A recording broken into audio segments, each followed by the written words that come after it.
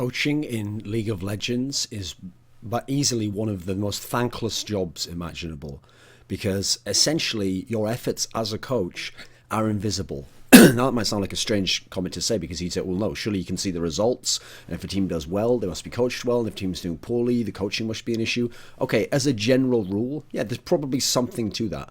But actually, even when a team's successful, no one really knows how much of that success was actually your coaching implemented, what, in terms of training the players, maintaining all that, maybe strategical aspects of getting them to change something, or introducing an idea, or winning them over to, let's try this, or maybe the players were just exceptional. Maybe you had one player who had stepped up a level in terms of either his practice or just his actual unlocking of his potential in that particular split. And that's actually the reason why the results were better than, say, the last coach or your own coaching in the previous split. It's very hard to discern these things and to figure out who's doing what and who's having what kind of what part of the dynamic of the success, or rather just the results, because it can obviously be the failure as well, is down to the coach.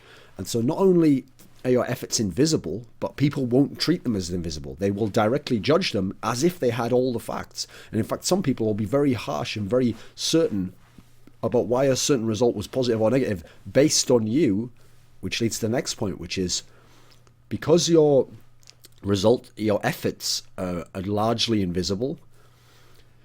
By the way, actually, I should mention this. They can also be invisible to the player, as in you can suggest something to a player, or you can talk to a player about an idea, and the player might decide that, I already knew that anyway, or he might try it and then think to himself that he's the one who made it work, and this sort of thing. Like, actually, an aspect of coaching that I should probably bring up, this is what I just thought of, is that in real sports, top-level professional sports where there's millions of dollars, it's not just the case that coaches actually just say, like, oh, good job, and, like, here's what you're going to do. There's famous examples of great coaches, in fact, some of the best coaches in the NBA, who would actually purposely have certain types of players that they knew they couldn't just approach in a normal kind of manner. They had to a degree, play mind games with their own coach. So famously, Phil Jackson, the coach who has won the most titles in NBA history, actually used to actively use the media and say certain things in the media to either motivate a certain player to try and prove him wrong, like if he suggested a player shot the ball too much, maybe that player will pass a bit more and try and, like, show him, like, hey, I can do this, I can do the other side too, or to motivate a player who's not playing up to his level in terms of salary or what he should be doing for the team. You know, there's lots of different ways that you could do this, and so that's actually part of being a coach also. Like, to get someone in line and in a team, you might not just be able to explain, oh, this is what I want you to do and do it like that, because certain players aren't receptive to that. Maybe you actually have to treat another player a certain way to get this guy to realize, why am I getting that sort of attention? There's lots of different tricks to it. So the point I just want to make there to close that is that your efforts could even to a degree be invisible to your players, as in they'll see what you're doing, but they might not understand why you're doing or what effect that later had. So that's worth noting as well, because a lot of players tend to just look, when the results go fine, they're fine with the coaching, but then if it goes poorly, they just pick one thing that they didn't like, and a lot of them will then draw the conclusion, like, he didn't really know what he was talking about, and like, a lot of them don't themselves, I mean, for obvious reasons, players themselves don't really understand what coaching is about or how to be expert coaches. They aren't coaches themselves, and they don't have a lot of experience. They just play the game. There's the aspect that because it's largely invisible, then we have the political game gets involved, whereby whether you're a good coach or not, regardless of results, whether they're positive or negative, then comes down to matters like, what do other members of the community say to you? Or what are the opinions that other members in the community have about you? Other famous players, other famous coaches, people in the league, journalists? Because if these people like you, then you might be presented in a certain positive way. Or, so for example, your team might be losing, but people might present it as if, like, you're a great guy and you did a good job, and, like, oh, he knows what he's talking about. But that might have nothing to do with the level of your coaching. Your coaching still might not work for this team, might even be bad for this team. You might certainly seem great to them and maybe be able to talk about the game in a great manner, but maybe that doesn't even translate into how you speak to your players. Maybe you can't articulate your ideas entirely. Maybe you're great after the game reflecting. Maybe you're not that good at preparing for games. There's all these different factors, but that's so rarely actually looked into, because I've noticed this happens in real sports. In the NBA, I've repeatedly seen instances where former players have become coaches. And so say the player was a teammate of some analyst, okay, someone like Charles Barkley or Stephen A. Smith, because he knows that person on a personal level and he likes them, and hey, maybe they even do have a good mind for basketball, maybe they were even a great player, they will be way more forgiving of that guy than some guy they don't really know who's having identical results, and as far as we know from the outside, and they know, is having a similar style of coaching and maybe even knows as much about the game. They'll present it like, oh, it's unfair that guy was fired, like it wasn't his fault, like the players wouldn't listen to him. They'll go into all these reasons, but they will essentially be biased in his favour just based on how they like his personal his personality, the way he holds himself, maybe their personal relationship with him. And then it comes to fans who will do the same thing. If fans like a coach, like the way he comes off on camera, in interviews, maybe they see him behind the scenes and they see the photos of him or videos with the team. If they just like that, if they relate to his personality and connect, they will actually go above and beyond making up theories as to why that guy's the reason for this success, or if he gets fired, like it's not his fault, and all this stuff where they have so little information that's actually pertinent to what he was like as a coach.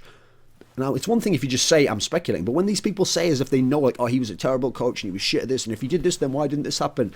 They have so little information, and yet they're drawing such strong conclusions. It's crazy. But it's based on how they relate to the personal side of it. There's also the issue that you will be blamed for results if you're the coach. That is almost certain. There are very few cases in history, especially in League of Legends, where a team does poorly, they had a coach, and then the coach in some sense isn't blamed for the results. Because you're the easiest person to scapegoat. Because if you're going to be removed or fired, well, first of all, you can't help them out anymore, this organisation. It's unlikely you'll ever work for them again. They don't particularly care who you work for afterwards. And in fact, it might even hurt them if you were a decent coach and you went somewhere else.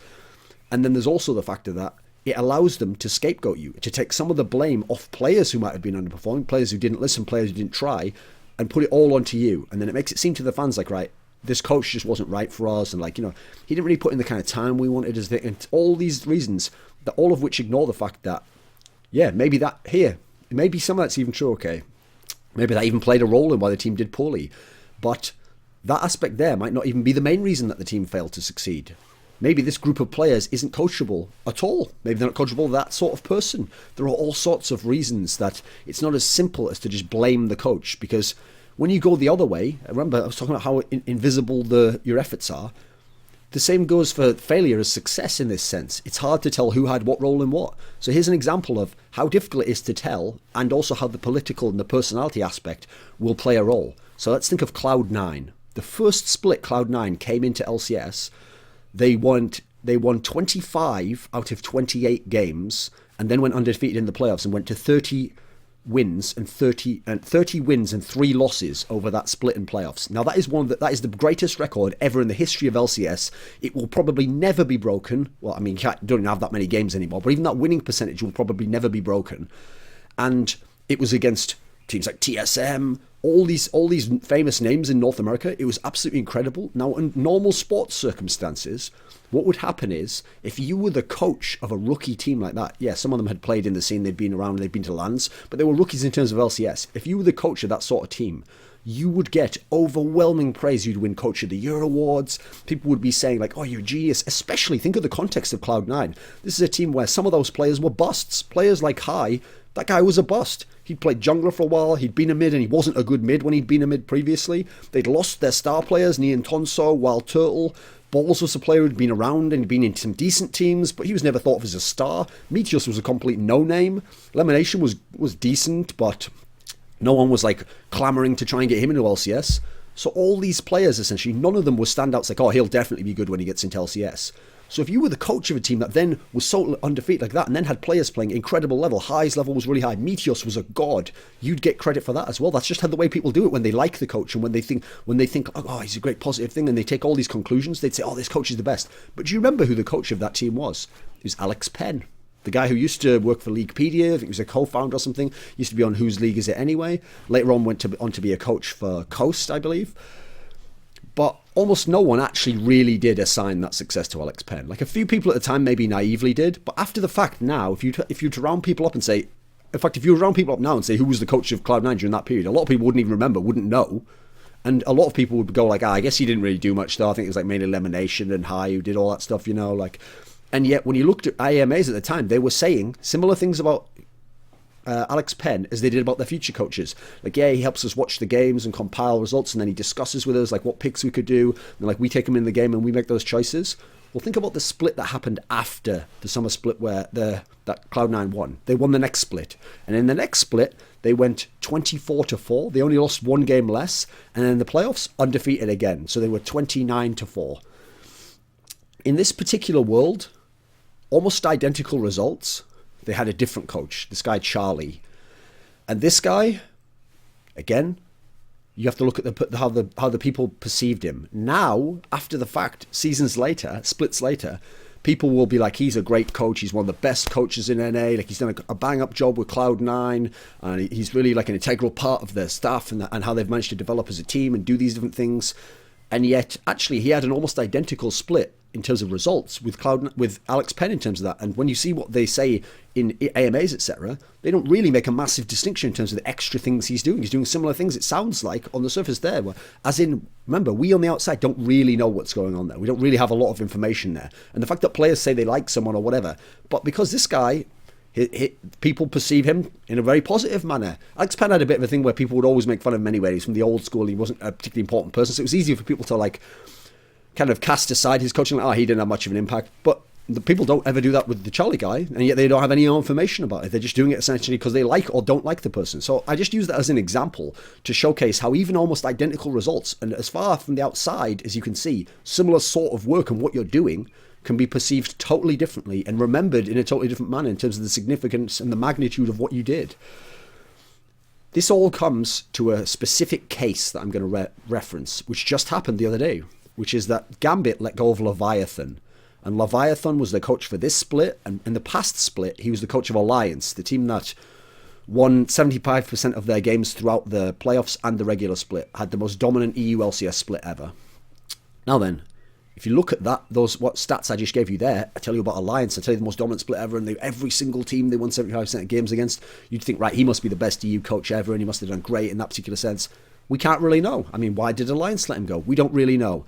Players have kind of vaguely alluded to things we're not sure of. Then again, though, you look at Alliance this split when they're elements, and they were totally clueless. They didn't seem to respond to coaching whatsoever of the new coach they had. Didn't even seem to understand themselves what players to put in and sub out, or how to even play the game themselves.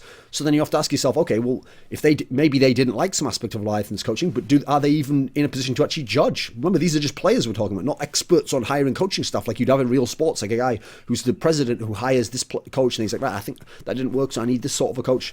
The players themselves aren't necessarily experts on this. Some of them know to some degree what they don't like. That doesn't mean they necessarily know what they want or even need. That's a key thing. It's not about what you want. It's about what you actually need as a team. You might need someone who pushes you in a way that you don't particularly like he gets under your skin a bit. He motivates you by making you think, oh, fuck, like, I'll play in this certain way, but, you know, not you wouldn't have responded necessarily to a pleasant request. Yeah, could you maybe try that? Nah, I don't think I will. I'll stick with doing what I'm doing.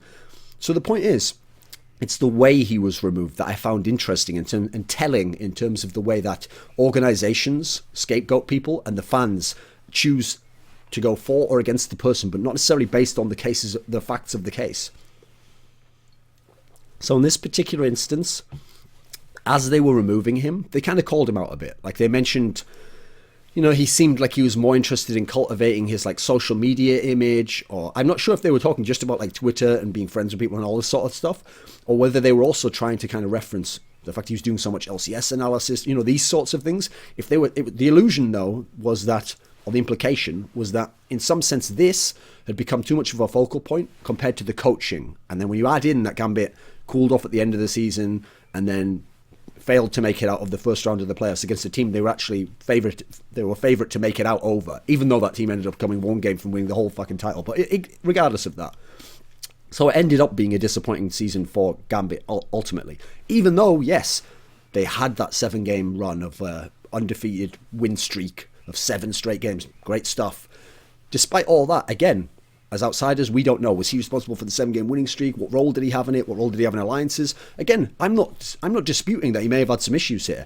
And also, just as an interesting point, I don't necessarily disagree with the concept that you can call people out like this. You know, in fact, if you know my personality, I kind of like it in a way. Like, if someone really did do some trash like that, yeah, I don't mind you saying when he goes out, and, you know, I mean, I would phrase it differently, but saying something along the lines of like, as a coach, we didn't feel as though he had the right kind of focus for our team, and we specifically wanted to work on these aspects, and we don't really want a coach that's going for more of the media aspect and is going to play up their own person. You know, we want someone more reserved. You can listen, that's all fine. I'm not going to censor people at all. The reason why I didn't like it though is because I asked myself, why did they do it? Like, did they do it to warn other organizations? Maybe. Did they do it to put out a message that their next coach should be a certain way? Okay, that's maybe more understandable in terms of there's some interest for them. Did they do it to shame him? Now, it seems as though that's an element of it. Like, there was an element of, like, kind of saying, like, right, you're fired, and you know what? If you'd have done these things who would have worked out better. Or like in some sense, by shaming him like that, you're kind of blaming him to a degree for maybe some of the team's poor results. I don't know. Even though I like the initiative of being open and being a bit more transparent, the reason why it left a bit of a distaste in my mouth in terms of Gambit is because of the history of Gambit and the fact that when you're talking about coaches and how they get blamed and they get scapegoated, this does not happen in the same way to players usually. Even though players can have poor results, can be disruptive, can fail to be professional in their behaviour, can waste people's time, doesn't send happen to players. And so this particular instance is one I want to bring up because it's an instance of what I perceive as hypocrisy at the organisation. Now, I'll say first and foremost, I actually really like the Gambit organisation. The people I know within Gambit seem like great guys. They're very hardworking. They actually are quite like their PR like this. They're quite open and they're not so much of the industry bullshit, which is great. I also like kind of the way they've handled things in general, the way they've marketed their players. That's all cool. But what left a bit of distaste in my mouth about this particular instance is that they kind of threw this guy under the bus a bit. They kind of scapegoated him a bit. They kind of put it out there in a way that actually might hurt him getting hired for future jobs. And yet, this is the same organisation that seemed very polite and very nice and overly protective and kid gloves about how they dealt with players like Genja and Darien leaving the lineup. So, Genja was, by all accounts that we've heard, playing fuck all solo queue, just never playing solo queue, to the extent that his main accounts had decayed to something like platinum, or maybe even worse, I forget the exact rank. He was just never playing solo queue. He would only play in the scrims, which there weren't that many of because he had to travel all that time, and the actual LCS games, and yet he was a paid professional and they were having poor results. That's the key part there, poor results. If they were performing very well, okay, maybe you could get away with that. But they were having poor results as well. And he was performing poorly at times. And he was having issues adapting to the new meta. And he was doing these strange old picks. And it's not even like when he did play solo queue, he was practicing stuff like that. We all know the classic thing of Genja where when Moscow 5 were at their peak, he would just like have a solo queue account where he'd just play Ashe 24/7, even if he wasn't playing it at all in competitive. No one ever threw Genja under the bus. No one ever put these things out about Genja. No one when they removed Genja said, and you know what, he didn't even play solo queue. He wasn't even dedicated. He wasn't doing any of this stuff. No, it was this polite thing of like, we're sad to see him step away and, we wish him well. He did great things. No, there's not a hint of any kind of blame or scapegoating or shaming. And that's what happened to someone who helped them out this split to whatever degree. What about Darien? Darien looked like he stopped giving a fuck for like a year of competitive play, at the very least the last 6 months. It wasn't just the stupid picks and all that, because that was part of his personality, it's part of what he would do. But it was part of the fact that like the way he played, it looked like he put no effort into learning newer things about the game, like TP timing, how certain matchups work in the modern environment, that you can't just pick something and brute force it through everyone, how it's going to work in terms of how is your laning here going to work in the team concept. He was like someone, it's like Darien never left Season 2. He just kept playing new champions from Season 3 and Season 4, but he was still just a Season 2 top laner who just played however he wanted and played as if junglers didn't exist. And yeah, that was all funny and cool when it was working. That was like styling on people when you're winning. But then when they were losing, when they were shitting the bed, when they were getting their heads caved in, when they had all 4 players out of the classic lineup except Alexic and their results weren't even close to that level, now there's an issue. But what happened to Darien? Was he ever disciplined? Was he ever publicly... Was there ever anything said publicly about him when he was removed and they brought other players in? Did they ever explain that it's because of these reasons and that reason? No, not really. It was done in a fairly quiet manner and he was subbed out and it was none of this. So now listen, maybe it's the case that they've decided just now, right now we're going to be more transparent. In the past we were more polite, but now we've changed that. That may be the case, but first of all, I haven't seen that said anywhere. And secondly, I'm getting really tired of that being used as an excuse for companies to have double standards, where fans who've never even heard that stated will just say after the fact to justify it, yeah, but maybe they changed their policy on that. Like, well, why would you assume that when you have no information there? Again, that's just something pleasing to your imagination that your perception of the team can remain in place because, maybe they just changed that. They're not total hypocrites. I mean, the real problem here is not that you're blaming the coach. It's that, first of all, in a sense, I don't like blaming anyone. But if you're going to be transparent or whatever, okay, I understand that will be part of it. If you're going to say what you really think and that's what you think, okay. But then in the same sense, coaches do not get blamed in the same way as players who don't play solo queue, players who do not listen to coaching. I mean, as in, they hear it and they say they heard it, but then it doesn't translate in their play whatsoever. Like, they weren't really listening. It was like someone in school just kind of like listening and paying attention and nodding. But then when the second the bell goes, it might leave his head and he doesn't know any of the stuff he supposedly learned. Players who don't follow pick ban suggestions, you talk to them all week, you have them practice all week, and then pick ban, they're like, fuck it, I think I'll just pick whatever I want. They pick things that they want. That happens at a pro level. Players who are actively subordinate, Like they'll take coaching for a while, or they'll say, no, I'm really open to coaching. And then as soon as they decide, like, I didn't like the way he spoke to me there, or I didn't like his decision, or you know what, I think he was to blame for that. They're actively subordinate. Either they like sabotage what the guy's doing, like, yeah, I'll try that out, and then they do it in a really bad, shoddy way, and like, oh, see, it didn't work. Or they literally get to the point where they're saying to other teammates, like, oh, I think he doesn't know what the fuck he's talking about. Like, I'll do what he says if like it latches up with what I want to do, but if it isn't, then fuck that. I'm doing whatever I want. This happens at a pro level in top level teams. I'm not exaggerating. Yet these players will never be thrown under the bus in the same way as these coaches are. And yet, in terms of coaches, you look at the culture of blame that exists around them, and you see how fucked it is in terms of the scrutiny that these coaches can be put under. Now, yes, there can be the positive sides, like I mentioned before, where some people who do very well, we also don't know what they do, get overflowing praise where sometimes it might go above and beyond. Sometimes they might not actually be that great a coach. Like I think of some examples in Korea where teams had a lot of success, but then you look at it and you can't really tell it was the coaches, because sometimes afterwards they had a lot of failures that in some cases were to do with coaches putting players in or changing the strategy. So when you look at the scrutiny of these players, that coaches, the problem with being a coach is that essentially, to a degree, you are expected to be perfect. And what I mean by that is, if you are anything less than perfect, then the second results go downhill. That is what will be used against you, and you will be scapegoated based on that, and you will be driven out, and that will be the excuse given as to why you were. As in, you will be held to a standard no player will be held to. So if, for example, you're a coach who thinks that, okay, I think we should have a looser schedule for practice, that we should only practice 8 hours and try and make it really high quality practice, and then have time off because I want my players to not be as stressed and to have a bit more time to reflect on things, and I want them to enjoy other things so that they come into the game looser and that they feel like they've got more of a life and they've got other things going on in their lives, so it's not only about the game. Say you were a coach where that's your philosophy. If you're the team that starts to do poorly, a way the players and the organization can fuck you is by saying, like, yeah, you know, our coach was only around for like 8 hours a day. He would only have us practice like 8 hours a day, and then he would just go off, you know, and he'd go into his room and he'd be like surfing the web and watching anime and stuff. Meanwhile, you know, this coach at this other team, he's coaching like 10 hours a day. He's around like 11 hours a day.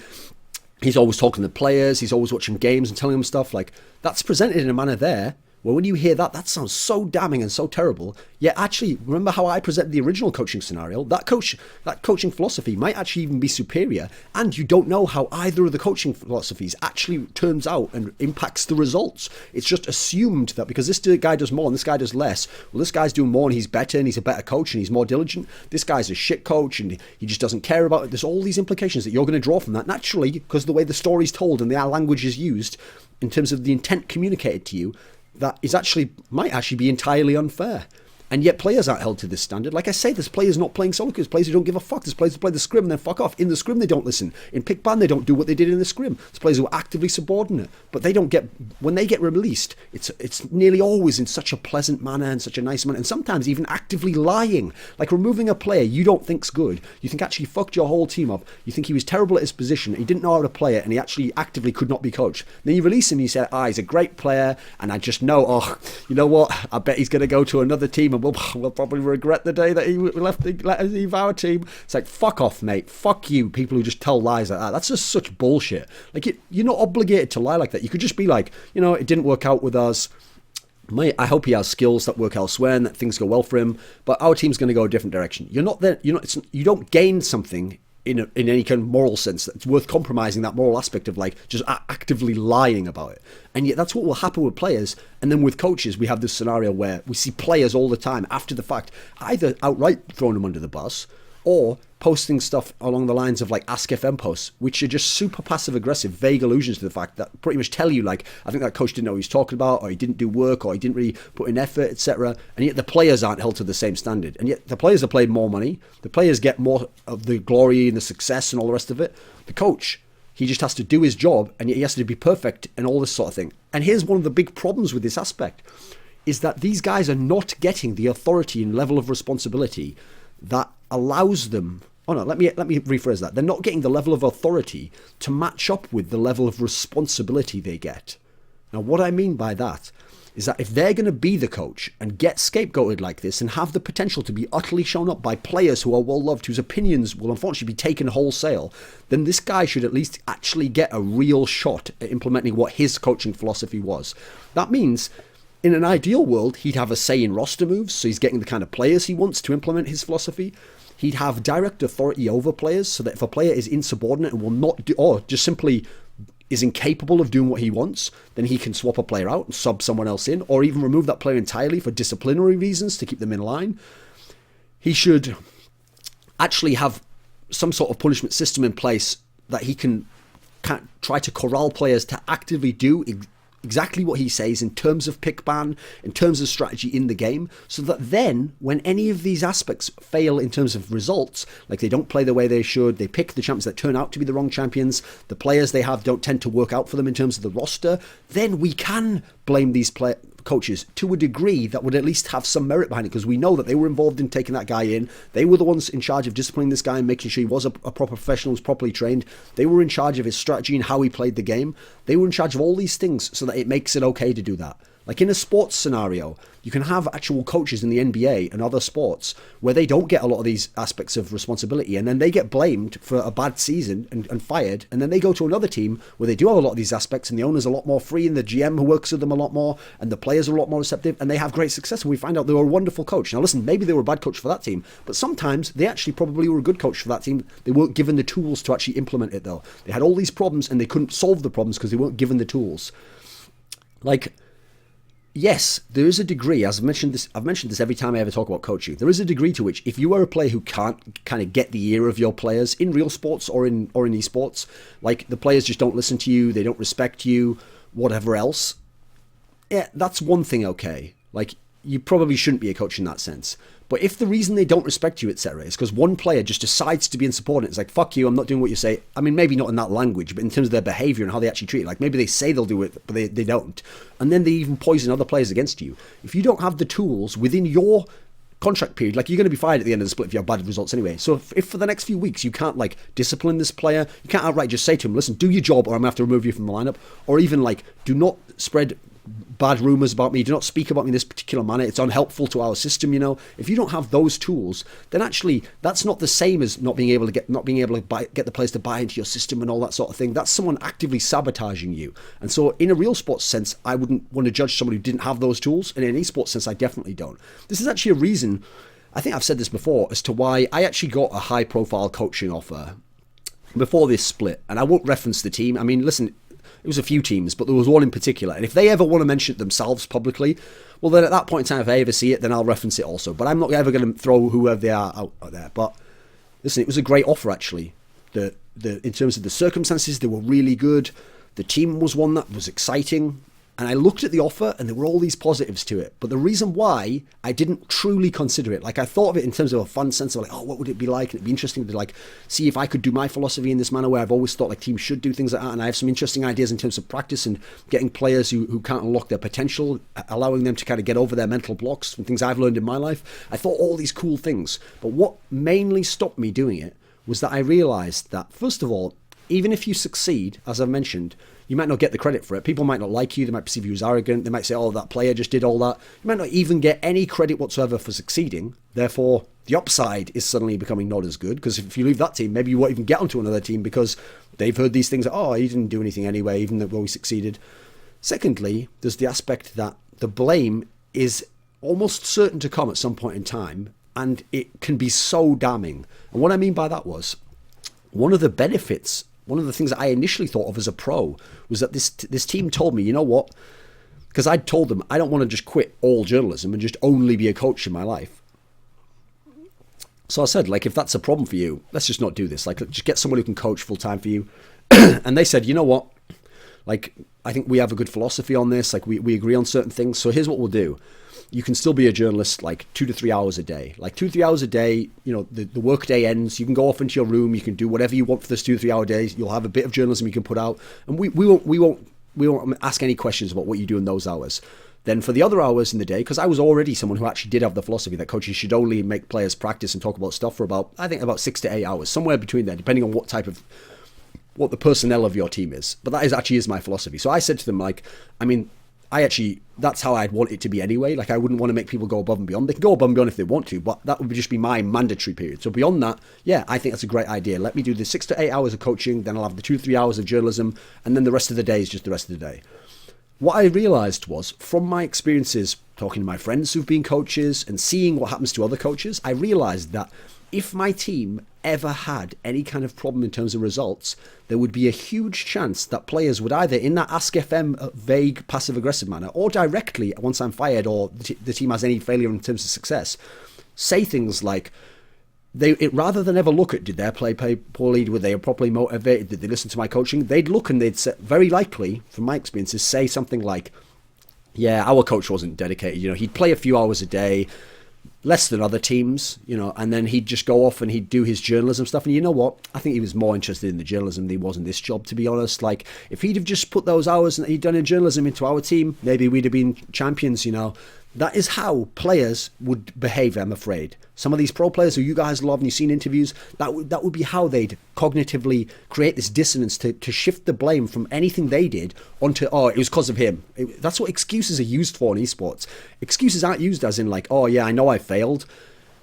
I did, though, have poor sleep as well. It's always used, I failed because of the poor sleep. It's not like I failed and I had poor sleep and that maybe contributed a little bit. It's like, oh, if the poor sleep had the implication is, oh, then I wouldn't have failed. That's the way players, unfortunately, try to do these things because they don't want to be blamed. They don't want it to be them that fucked them. They don't want it to be them that, hey, maybe doesn't listen, even if their same team gets coach after coach after coach and the same shit's happening to them as players and they're not improving and they think they know everything and, oh, that coach was bad, that coach was bad, that coach was bad, that coach was bad.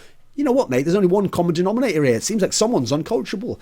In these sorts of scenarios, that's the reason why I wouldn't do it. And so I actually feel for a lot of these coaches. Now, I will say, again, this is not saying don't ever blame the coach. It's not saying don't ever publicly blame the coach. It's not ever saying coaches are not to be blamed. It's not saying coaches are not responsible for their results. It's saying that sometimes, yeah, coaches do suck. Sometimes they do well. It's hard to tell from the outside, though. So I wouldn't draw super strong conclusions.